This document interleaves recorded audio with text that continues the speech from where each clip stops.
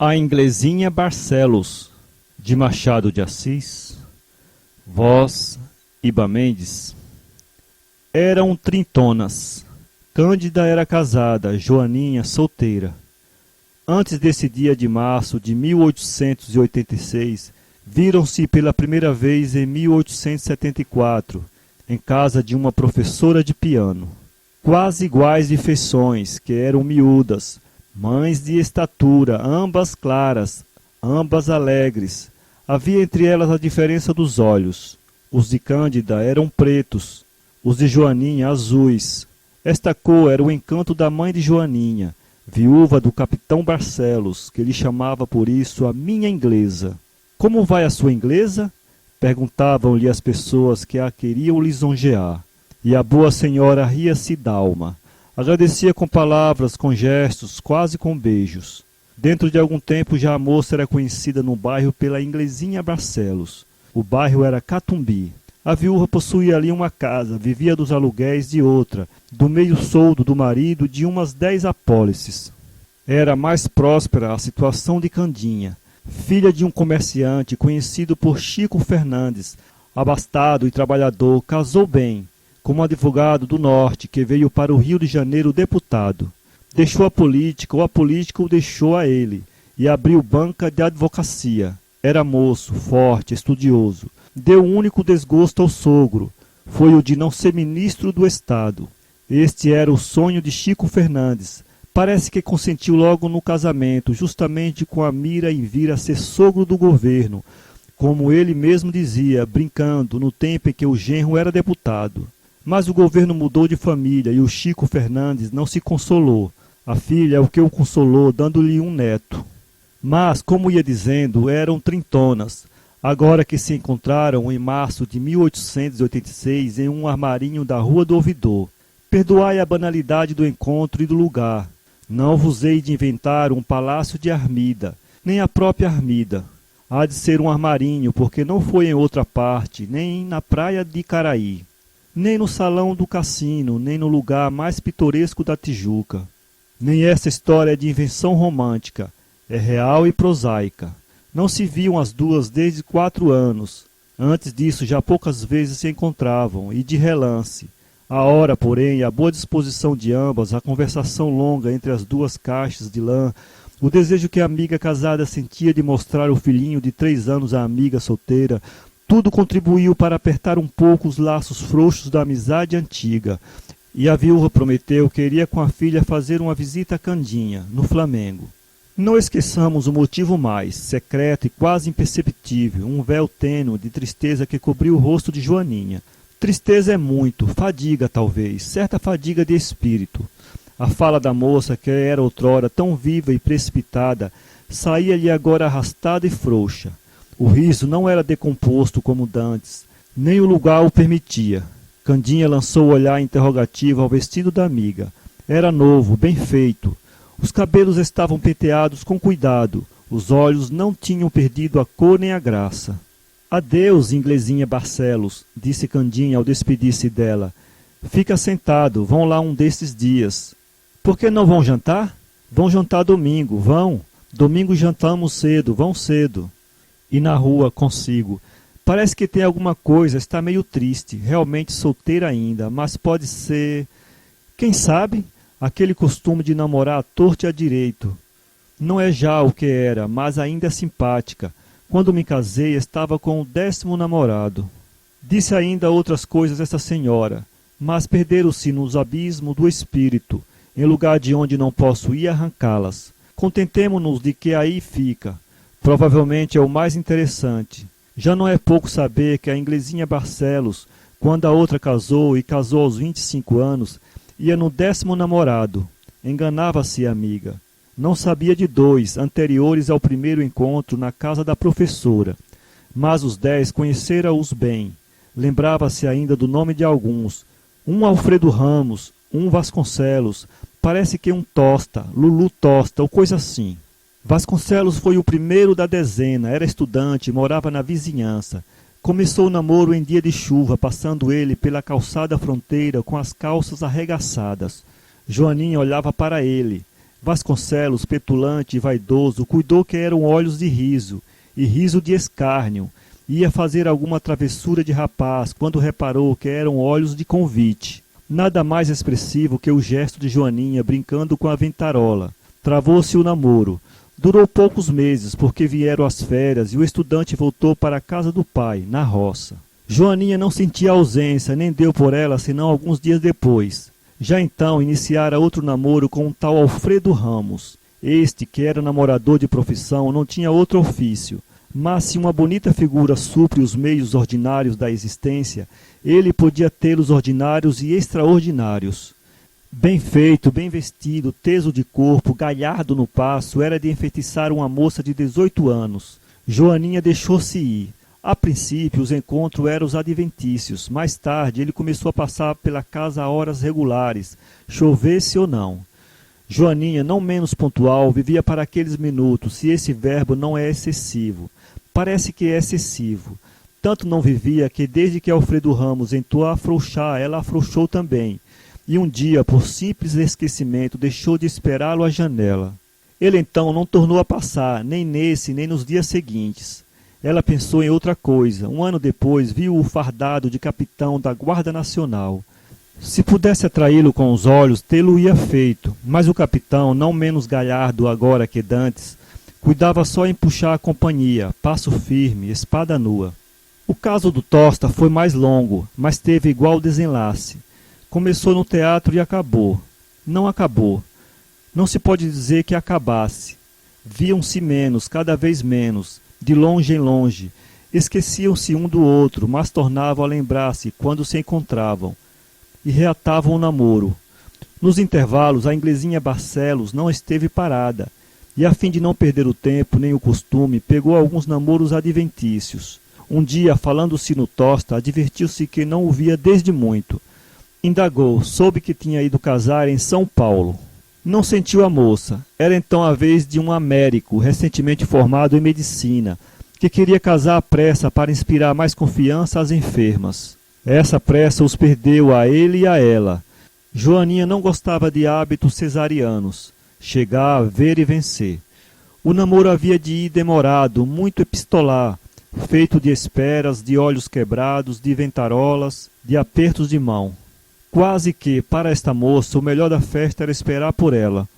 O jovem médico, urgido pela ideia de constituir família, virou de bordo e foi a outros mares. A nossa Dido, carioca, viu partir o fugitivo Enéas, mas não seguiu o exemplo da outra. A espada que a recorreu não foi para se matar, mas para se consolar, e não foi espada, mas espadim. Viu um aspirante de marinha que lhe levou a alegria aos olhos.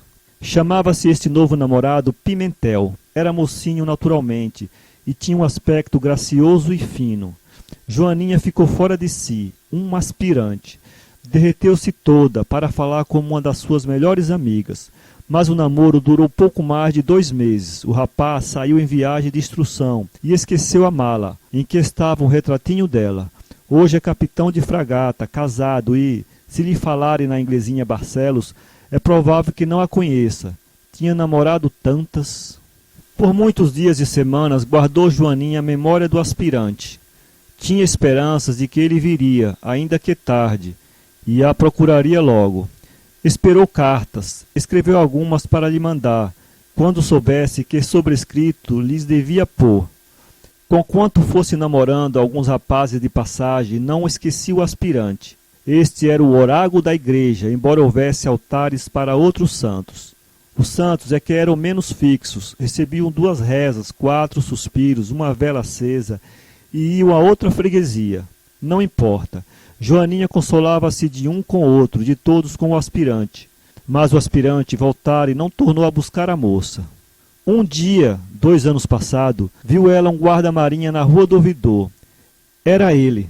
Teve uma estremeção de alegria. Logo depois empalideceu quando reparou que o belo guarda-marinha disfarçadamente desviava os olhos.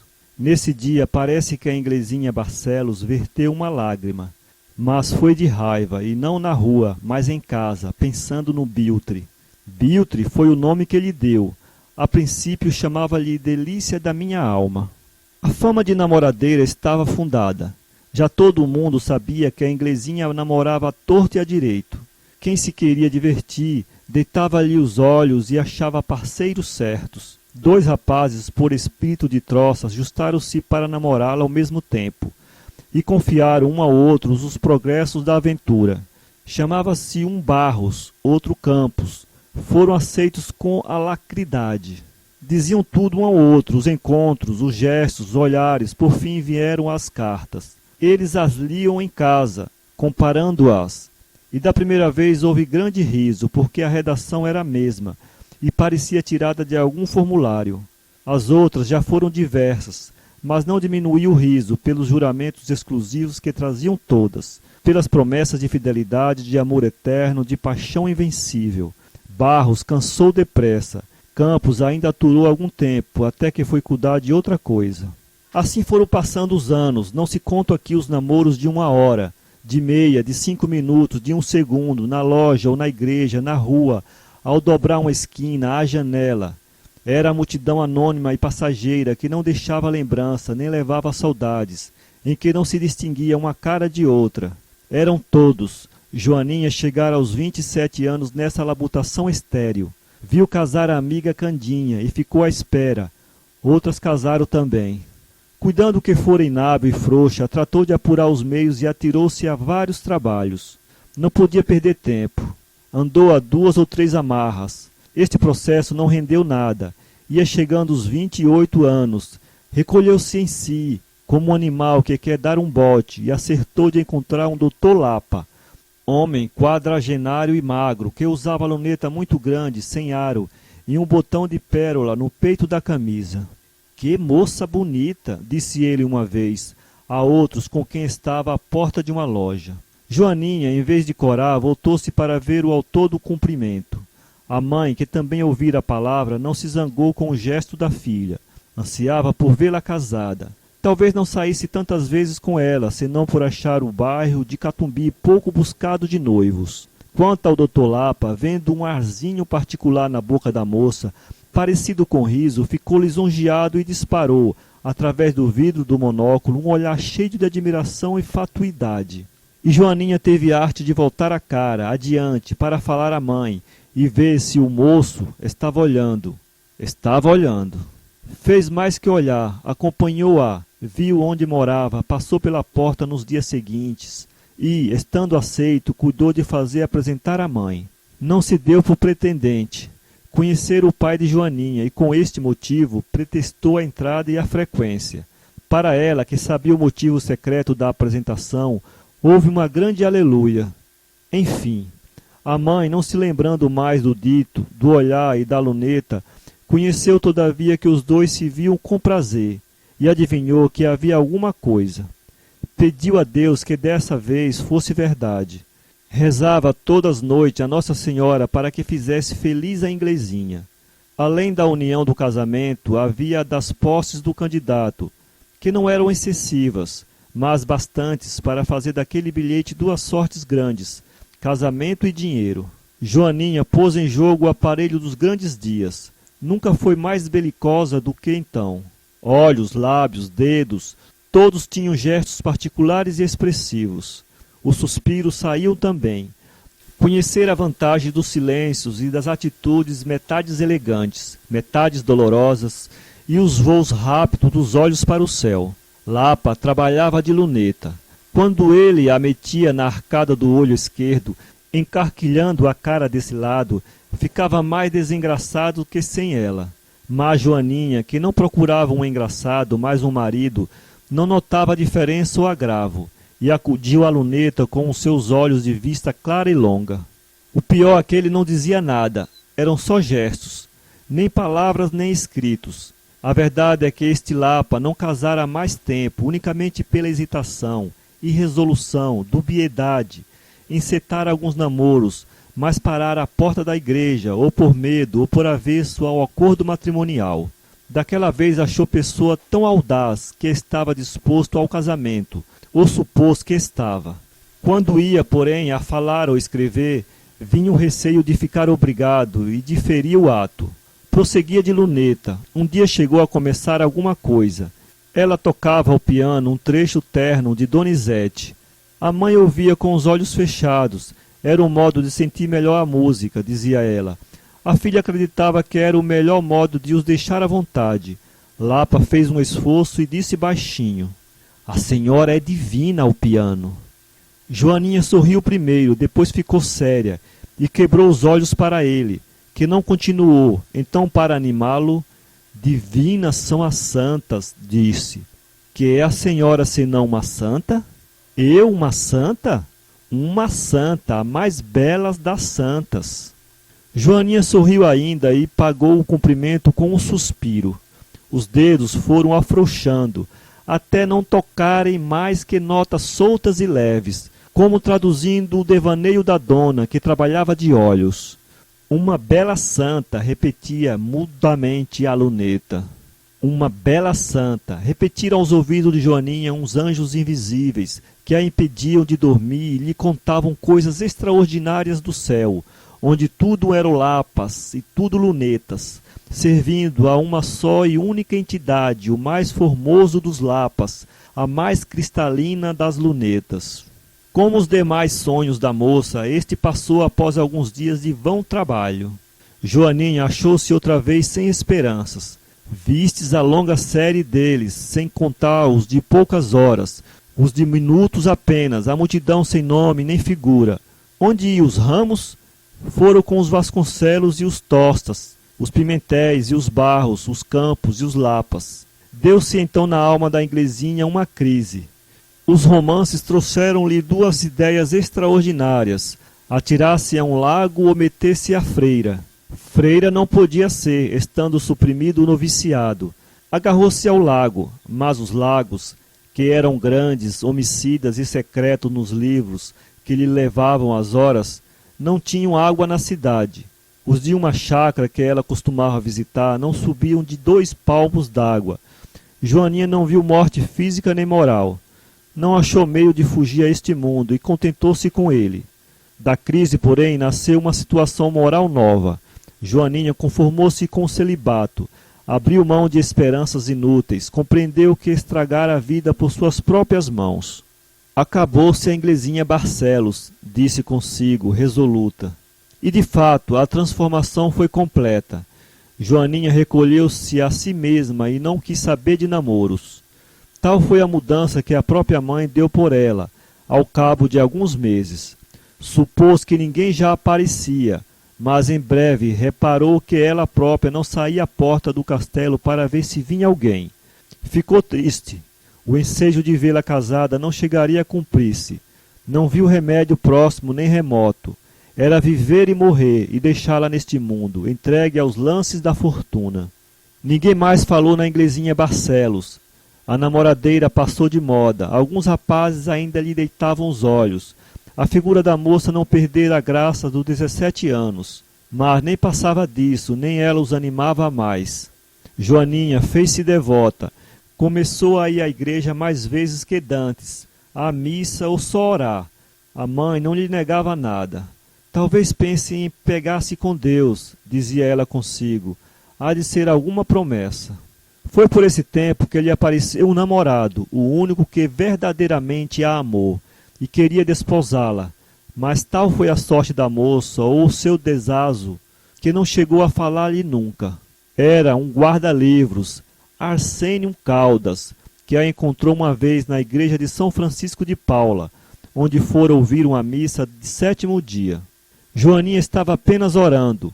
Caldas viu-a ir de altar em altar, ajoelhando-se diante de cada um, e achou-lhe um ar de tristeza que lhe entrou na alma. Os guarda-livros geralmente não são romanescos, mas este Caldas era-o. Tinha até composto, entre 16 e 20 anos, quando era simples ajudante de escrita, alguns versos tristes e lacrimosos, e um breve poema sobre a origem da lua. A lua era uma concha que perdera a pérola, e todos os meses abriu-se toda para receber a pérola, mas a pérola não vinha, porque Deus, que a achara linda, tinha feita dela uma lágrima. Que lágrima? A que ela verteu um dia, por não vê-lo a ele. Que ele e que ela? Ninguém. Uma dessas paixões vagas que atravessam a adolescência, como ensaio de outras mais fixas e concretas. A concepção, entretanto, dava ideia da alma do rapaz, e a imaginação, se não extraordinária, mal se podia crer que viçasse entre o diário e a razão. Com efeito, este Caldas era sentimental. Não era bonito nem feio, não tinha expressão. Sem relações, tímidos, vivia com os livros durante o dia e à noite ia ao teatro ou a algum bilhar ou botequim. Via passar mulheres. No teatro não deixava de a esperar no saguão. Depois ia tomar chá, dormia e sonhava com elas. Às vezes tentava algum soneto, celebrando os braços de uma, os olhos de outra, chamando-lhes nomes bonitos, deusas, rainhas, anjos, santas, mas ficava nisso. Contava 31 anos, quando sucedeu ver a inglesinha Barcelos na igreja de São Francisco. Talvez não fizesse nada se não fosse a circunstância já dita de vê-la rezar a todos os altares. Imaginou logo não devoção nem promessa, mas uma alma desesperada e solitária. A situação moral, se tal era, parecia-se com a dele. Não foi preciso mais para que se quinasse a moça e a acompanhasse até Catumbi. A visão tornou com ele, sentou-se à escrivaninha, aninhou-se entre o deve e o há de haver, como uma rosa caída em moita de ervas bravias. Não é minha esta comparação, é do próprio Caldas, que nessa mesma noite tentou um soneto. A inspiração não acudiu ao chamado, mas a imagem da moça de Catumbi dormiu com ele e acordou com ele.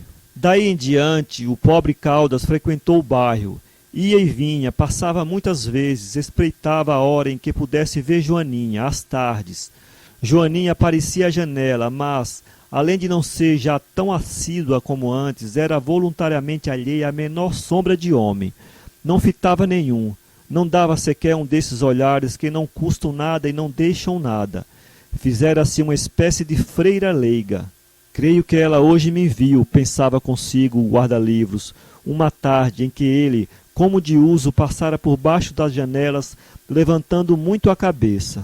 A verdade é que ela tinha os olhos na erva que crescia à beira da calçada, e o Caldas, que ia passando, naturalmente entrou no campo da visão da moça. Mas tão depressa ela o viu, levantou os olhos e estendeu-os à chaminé da casa fronteira. Caldas, porém, edificou sobre essa probabilidade um mundo de esperanças. Casariam talvez naquele mesmo ano. Não, ainda não. Faltavam-lhe meios. Um ano depois. Até lá dar-lhe-ia o interesse na casa. A casa era boa e próspera. Vieram cálculos de lucro. A contabilidade deu o braço à imaginação. E disseram muitas coisas bonitas uma à outra. Algarismos e suspiros trabalharam em comum, tais como se fosse do mesmo ofício. Mas o olhar não se repetiu naqueles dias próximos, e o desespero entrou na alma do guarda-livros. A situação moral deste agravou-se. Os versos entraram a cair entre as contas, e os dinheiros entrados nos livros da casa mais pareciam sonetos que dinheiros.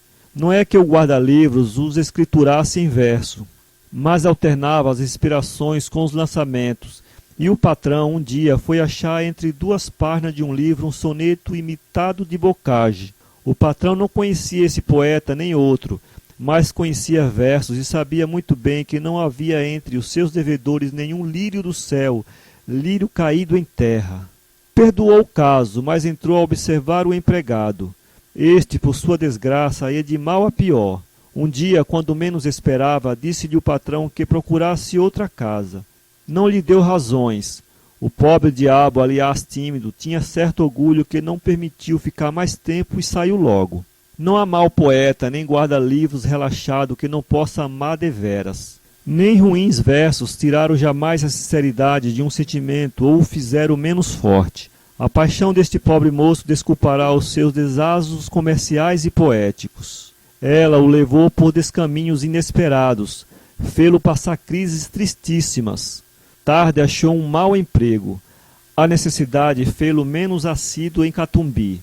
Os empréstimos eram poucos e escassos. Por muito que ele cortasse a comida, morava com um amigo por favor, não lhe davam sempre para os colarinhos imaculados, nem as calças são eternas. Mas essas ausências longas não tiveram o condão de abafar ou atenuar um sentimento que, por outro lado, não era alimentado pela moça. Novo emprego melhorou um tanto a situação do namorado. Voltou a ir lá mais vezes. Era fim do verão, as tardes tendiam a diminuir, e pouco tempo lhe restaria delas para dar um pulo a Catumbi. Com o inverno cessaram os passeios. Caldas desforrava-se aos domingos. Não me pergunteis se tentou escrever a Joaninha. Tentou, mas as cartas ficavam-lhe na algibeira. Eram depois reduzidas a verso para suprir as lacunas da inspiração. Recorreu aos bilhetes misteriosos nos jornais, com alusões à moça de Catumbi, marcando o dia e hora em que ela o veria passar. Joaninha parece que não lia jornais, ou não dava com os bilhetes. Um dia, por acaso, sucedeu achá-la à janela. Sucedeu também que ela sustentasse o olhar dele. Eram velhos costumes, jeitos de outro tempo que os olhos não haviam perdido.